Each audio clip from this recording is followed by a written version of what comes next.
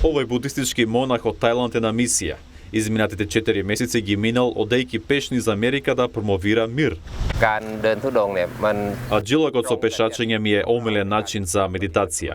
Ако со тоа промовираме мир, користи имаат и други. Едновремено ме носи на места каде монаси не се честа гледка, така што развивам свест за будизмот. Пра Сутам го избрал монаштвото како пат кон постигнување мир и просветлувањето по долгата политичка кариера во Тајланд, професија во која не нашол лично исполнување. Одлуката да пешачи од едниот до другиот крај на сад била следен чекор во неговото духовно патешествие. Тој го започнал патувањето во март во Санта Моника, Калифорнија и одел по историската рута 66, која минува низ 8 сојузни држави.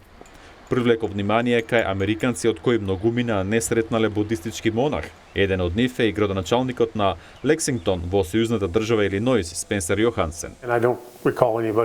Многумина патуваат по историската рута 66, но никој толку не ме инспирирал како овој човек. Истражував како да го поздравам, но кога ми прииде ме прегрна и си помислив, ова било лесно. Карен Винго, собственичка на продавница во Лексингтон, вели дека рано ја затворила продавницата за да може да поразговара со Пра Сутам. Сакав да знам зошто пешачи, како промовира мир. Тој ми рече, ако сте срекни одвнатре, луѓето може да го почувствуваат вашиот мир.